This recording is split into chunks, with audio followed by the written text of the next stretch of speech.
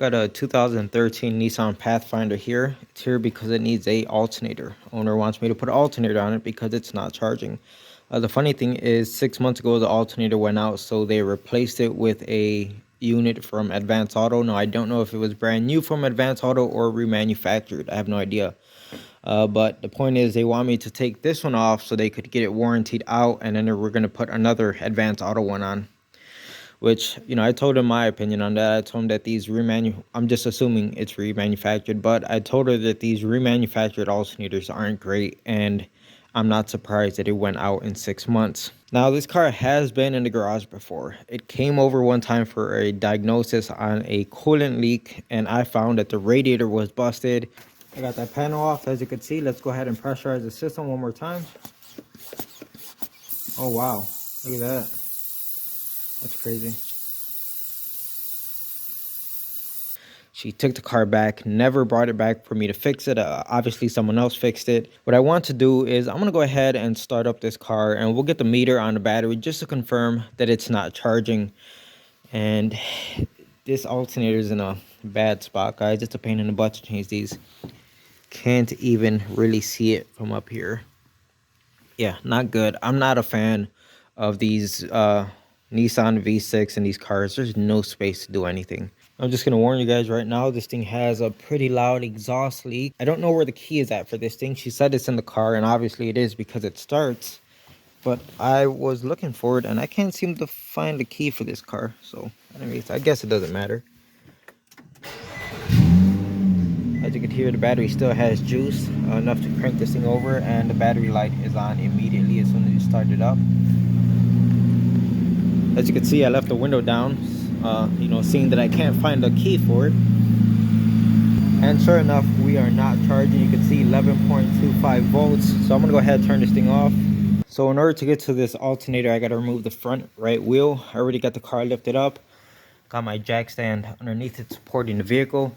I'm gonna go ahead and zip off the wheel and the fender liner and this whole plastic cover right here. Maybe, let's see. I'm not sure if the fender liner has come off. We'll find out. I got the battery disconnected, and yes, I know you don't need to remove both of the battery posts, but I figure if I'm removing, I might as well just go ahead and clean them off. So I took both the positive and the negative off.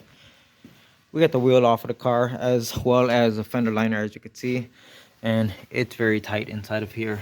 The alternator is right there, and yes, it does look relatively new. So all this crap needs to go, needs to get out of the way. Sucks. All right, so I'm just hacking away at this thing. I removed the tensioner, the belt, obviously. I got the AC compressor completely loose, and I can move that down when I'm ready. And I'm starting to see a few things here that I'm not really liking. Basically, this sensor right here, which looks like, I don't know, it might be an oil pressure sensor. So here goes the harness for it right here. You can see it's got all these retainer clips on it. Well, none of these things were plugged into anything, so the harness was just hanging. Then over here, you see how all of this looks right here? That was exactly how it came in. I did not touch this. I did not do this. Obviously, this stuff should be bolted down, and you can see it looks like the bolt should go right there. And look at that noise that's caused by that bolt not being there. So whoever was in here last to do this alternator, not looking good.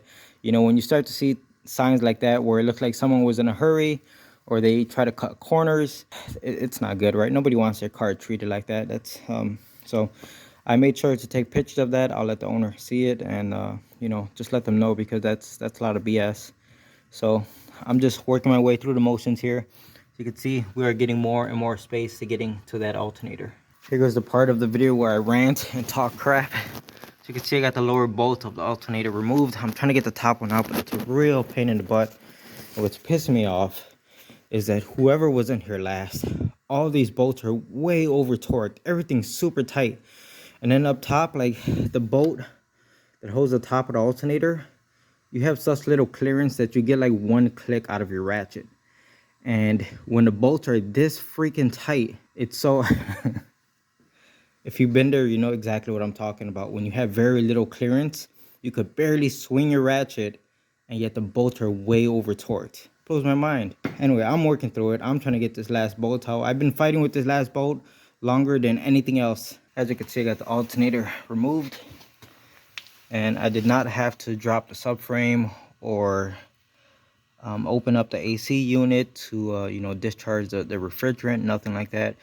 The only line I had to disconnect was this line right here. You can see I got a cap on it, and the other end is right here. I believe this is power steering fluid, and this is where I brought the alternator out of. So yep, just obviously unbolt the AC compressor and push it down as far as you could get it. There's a rubber hose right here for oil, and you just kind of push it out the way, get it over here so you could push down that AC compressor as low as you could get it, and then you have just enough clearance. You know, you start moving these lines around and moving this a little bit to the side, and the alternator just barely fits out of here. Anyway, that was a nightmare. The biggest pain in the butt bolt to get was one, like I said, right here on top. That one was a nightmare to get to, but I had some really hard luck trying to get the nut off of here. If you know anything about alternators, you know you're not supposed to torque down this nut very tight, because you could actually damage the alternator if you over torque it. I cannot believe how tight this nut was on here. I mean, I almost had to get a freaking breaker bar just to get that off. I don't understand the guy who did this. Were you afraid it was gonna fall apart, bro? You gotta skip arm day at least for a week, because this is ridiculous, and just blows my mind on why.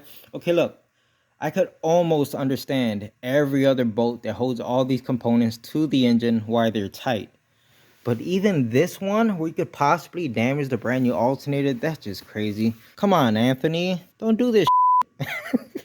Anyway, we got the part out. It's just a waiting game because I don't have the new part. Of course, the owner said get the old part out, he'll go exchange it at Advance Auto. So yeah, it's about, I don't know, like 6 p.m.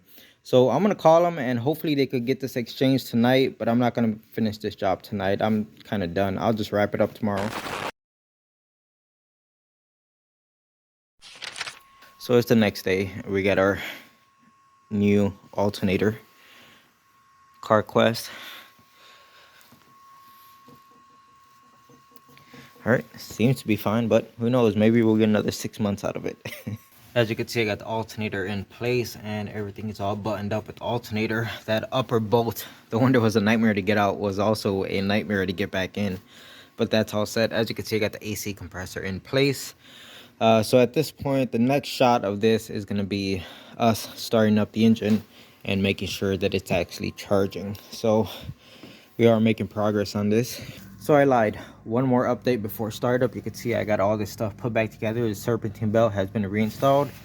The power steering line reconnected. Now the harness for the center, I have no idea where it goes. So I'm gonna have to leave it how it was, unfortunately, because I don't see where this thing would mount. You can see it's got these mounting tabs right here.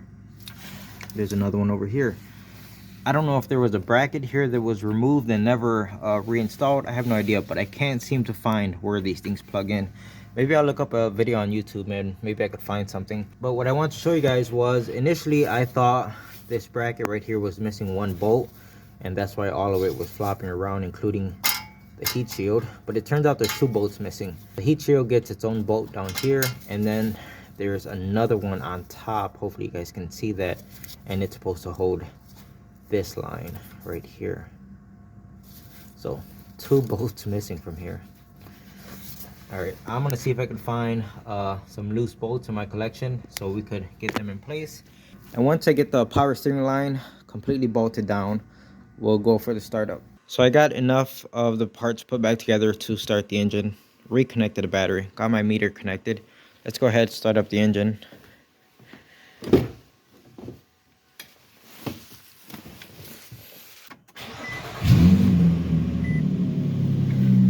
Immediately the battery light is out, as you can see.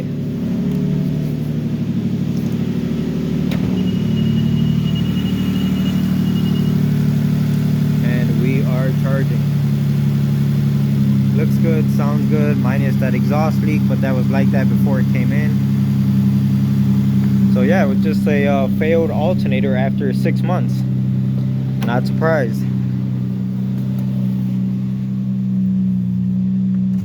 Shut this down because we don't need to die in the garage right now. So that's pretty much it, guys. I'm gonna go ahead and wrap this job up, put all the pieces back on this puzzle, and this turd will be all set to go.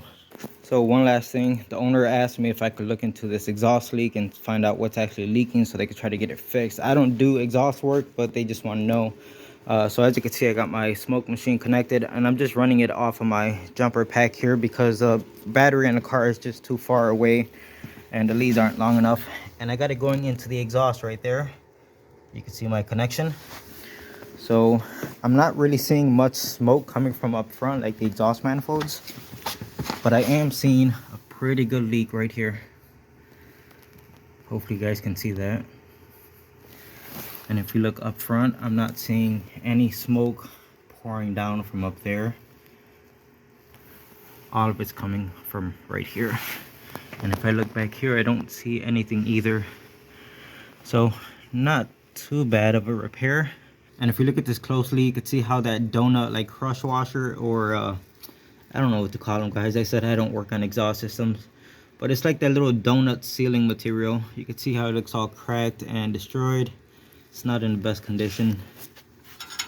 And also, you know, you can see, but this is what's causing the noise. I mean, in fact, look, it's actually in two pieces. So there's your problem, lady. So that's gonna be just about it for this Nissan. I'm gonna go ahead and put the car on the ground, torque down the lug nuts, and I could see that the brake fluid is as black as sin, so it needs a complete brake fluid flush. The front brake pads are about to start grinding. The friction material is very low on them, so I'll let the owner know about all of this. And I think that's gonna be it for this one, guys. I know it was a short video, but it's good to get some work coming in. Anyways, that's gonna be it for this one. Thanks for watching.